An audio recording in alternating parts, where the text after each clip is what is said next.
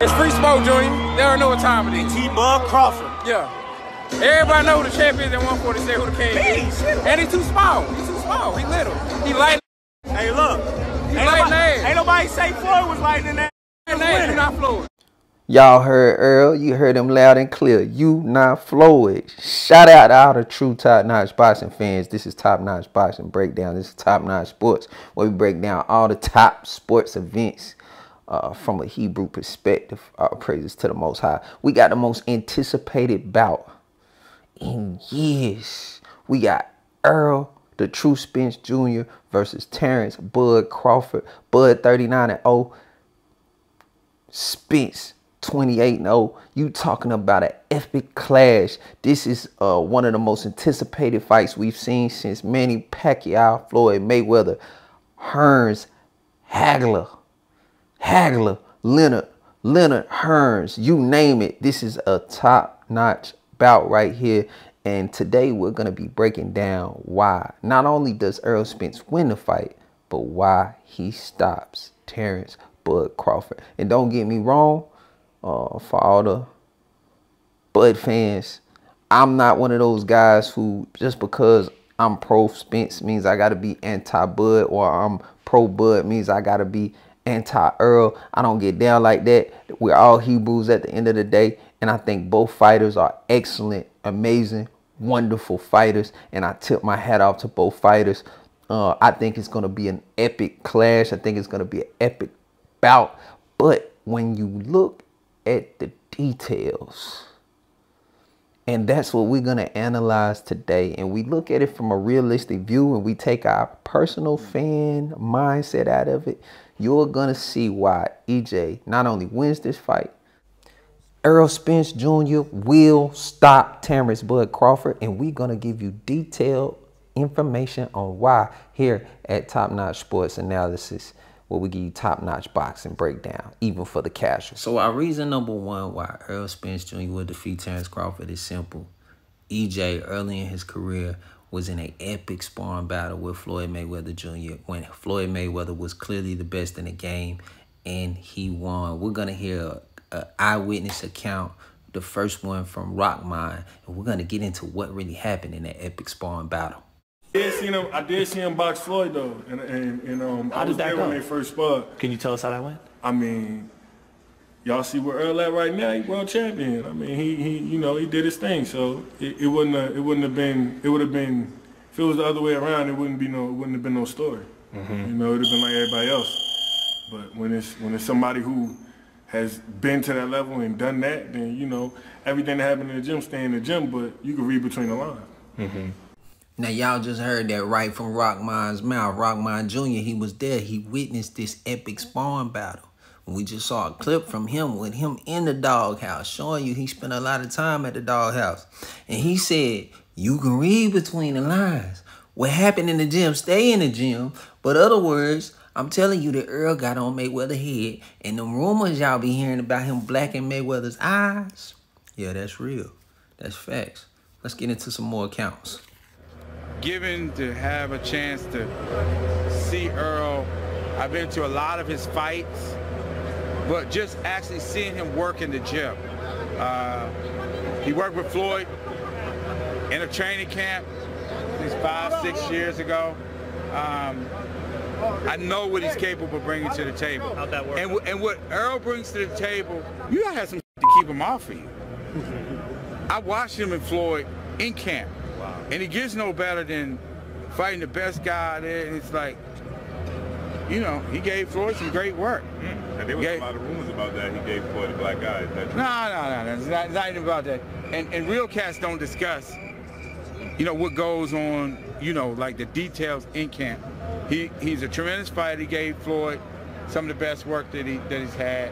And it's like, you gotta think when you fight him.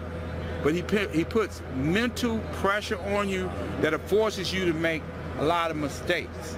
It forces you to make a lot of mistakes because he's not going to go overboard with certain things. He just does every single thing, and it's hard to be the guy with a good jab, with good sound fundamentals. He's in great shape for 12 rounds, and he's looking to punish you. Now, reason number 2 why Earl gonna stop Crawford is simple. Look at Mean Machine touching up Crawford. Boom. Boom. Look at that. Drop. Too much. He was stunned. He was dropped. Even the commentators went on to say they didn't know. Andre Ward said, I don't know why that wasn't called a knockdown. It was clearly a knockdown. And that was after seeing it live and seeing the replay. But you know, ESPN always with the home cooking. And so here we got Benavidez Jr. Again, my reason number 2 is Bud's defense is not the best. He gets touched a lot. You'll see him, Benavidez, pick shots and touching Bud. What you think gonna happen when he get in there with the truth? And the truth coming like a Brahma bull. Y'all know how he did after he put that Cyclops eye on Ugas. He got to stomping on the ground like he was a bull. This man is coming, and he coming on a whole different way. You see how it was when he turned up the heat and started blowing that smoke out his nose on Kell Brook? And this was a whole nother level here. Now listen, when it comes to the common opponents, we know there's a whole lot of talk about Kell Brook. There's a whole lot of talk about Shawn Porter. We finna break all that down, and we're going to break it down to the most accurate, logical, truthful, factual way possible, right? Looking at Kell Brook said even himself that he wasn't physically prepared. It was during the pandemic. Not only top of that, he did not have his lifelong trainer. This man got his trainer off Instagram, y'all. Yes, that's right. The man got his trainer from a hashtag. You know, I don't want to take the shine away from him, but obviously, mine's obviously preparation in lockdown, not having my main trainer with me, Dominic Ingle, having a trainer who was Spanish who couldn't really speak English. This was against Terence Crawford. You know, preparation in that fight were all wrong. When he fought Terence Crawford. But when he fought Errol Spence, he was the champion. This was the first of the beginning of something beautiful called the Eye Snatching Collection. That's right, the Eye Snatching Collection. This is where Errol Spence began to snatch eyes one at a time. And it started with Kell, basically, realistically, Brook. Shout out to Ego. See, I can't even talk about Kell Brook without seeing and hearing basically, realistically, basically, he was the first eye snatching. And the most epic one, of course, was Ugas. But let's get into it. Now, the next reason is simply punch resistant. Boom. You see that right there? What you watching is while Earl is looking down on the ground for his mouthpiece, Ugas, who beat Terence Crawford twice in the amateurs, by the way, who Terence Crawford and his trainer had plenty of respect for because he had beat him multiple times, he gets a free shot on Errol Spence and couldn't even knock the man down. And Errol Spence, in my opinion, went on to win the round. Go back and watch it. He was on Ugas' head the rest of that round. I mean, he was tat. You're watching it. Taxing this man. The referee was trying to save his life because we know what happened. I mean, look at here. Look at this man. Look at his eye. They say the man eye bled for dang near a month. His nose was broken. His ribs was broken. His spirit was broken. He questioned if he wanted to live. He questioned if he wanted to box. He questioned if his wife really cared for letting him get in the ring. I mean, he literally broke Ugas. And Ugas, by the way, broke Terence twice in the amateurs. Does Terence really stand a chance, buddies? Now, the next eye that was collected was Danny Garcia. Danny Garcia was, and see, a lot of people don't count this eye, but as you just seen, this eye goes into the collection too, and he did that with the jab. And I remember watching the Shawn Porter fight, and Danny was excited. He was like, yeah, I'm ready. He was like, boy, I see something. Like Mikey Garcia, he jumped into Danny jumped into his Mikey. He was like, I see something. I see something. I can't wait. He was ready to get in the ring until he got in the ring. Then he got humbled. Let's listen to Danny himself. Errol was coming off the car accident. And I remember when we had talked before that, you said, man, I'm catching this guy right at the right time. When you look back on that fight and you looked at the video, what happened that night? What do you think happened that night? It was just, I don't know. I felt good. I felt good going into the fight. I felt like I had a great training camp. But, he's a great fighter. Everything looks easy from the outside. It was just, I don't know. I felt good. I felt good going into the fight. I felt like I had a great training camp. But, he's a great fighter. Everything looks easy from the outside. Yeah, Danny, it looked easy from the outside, but it looked like another eye snatching from the inside. So we're going to go from Danny to this bundle fight. And the reason why I want to show this clip is because it seems we got to the point where everybody talks about how Errol put on the pressure and he breaks you down over time. We forgetting that he stopped stuff too. 28 bouts, 22 KOs. Errol stopped stuff too. Now this the bundle fight. Bundle had went, 12 rounds with Keith Thurman prior to this. He got in there with Errol. And you gonna see right hook. Watch the right hook. Put this man into a deep sleep. I'm talking about he was seeing stars. Pow, pow, pow. Ooh. Watch, look. Ooh. He having an out-of-body experience right now. Right now. He's seeing all his dead relatives. And he's asking for help. See, we forget that the champ bringing 3 champions belts. He's not only is he the eye collector, but along with them eyes, he getting belts. He got a belt with every eye, except for Danny Garcia's. This is why Errol Spence, the truth Spence Jr., is going to stop Terrence Crawford. Next reason why Errol Spence Jr. stops Terrence Bud Crawford is simple. Looking at what happened in the Porter fight, everybody, including Andre Ward, had Porter winning the fight. Go watch that fight. Porter was winning a heavy majority of the rounds until the 10th. Now, you got that epic moment where they ask Terrence, they say, he's not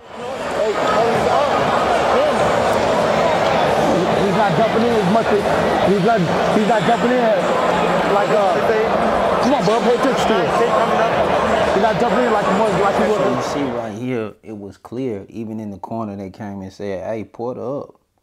Everybody had Porter up. Go watch the fight. If you, only a casual would say Porter was not up. And up significantly. I mean, Porter was dominating a lot of the rounds with what he was doing. And I'm going to show a couple little clips of that to prove what I'm saying. We ain't just talking. We got the facts to back. You feel me? But this is why. Right now he's circling right, and that is right into the range and the track of the backhand, the power hand of Terrence Crawford.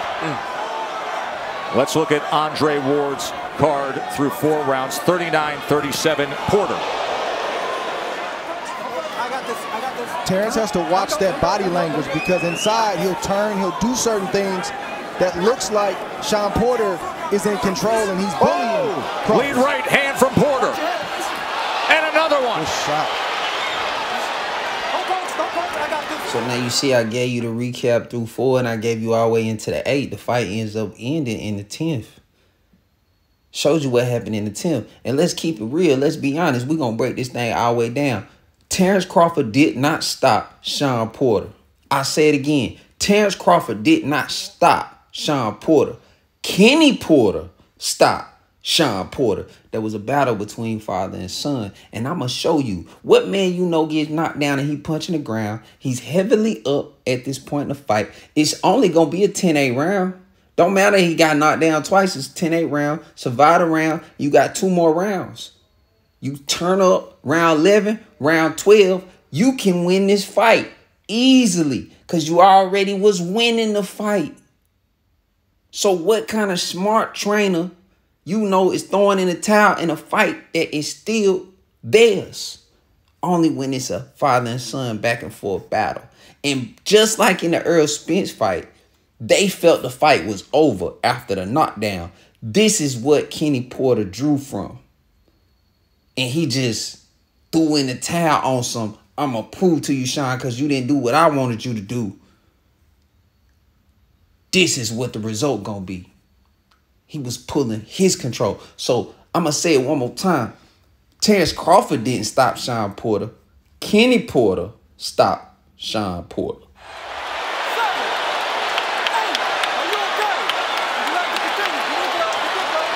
Terrence Crawford catches Porter early in round 10. And pay attention, I want you to watch. What's happening is Porter started trying to sit down. He kind of ducks and does this little sit down. And Terrence started timing that thing. And you're going to see him, he's going to catch him again for the second time. But you can even hear the commentator say, Porter's legs is good. And just watch Crawford. He's not just jumping on Porter. Looks good on his feet, but not coming forward and firing at Crawford for the moment. There's the overhand right, and another combination. Beautiful. Now let's watch it again in slow-mo. Boom, boom. He punching the ground. This man definitely can go 2 more rounds. By Crawford. Magnificent accuracy by the champ. Did y'all catch that the ref just asked him, did he want to continue? He said yes, but Kenny Porter getting ready to stop Sean Porter. Look at the look on Sean's face. Sean is beyond heated. He's infuriated. Now look at the look on Sean Porter's face. He can't even look his pops in the eye. He's sick. He can't believe this. He's still trying to grab, like, bro, you really start the fight?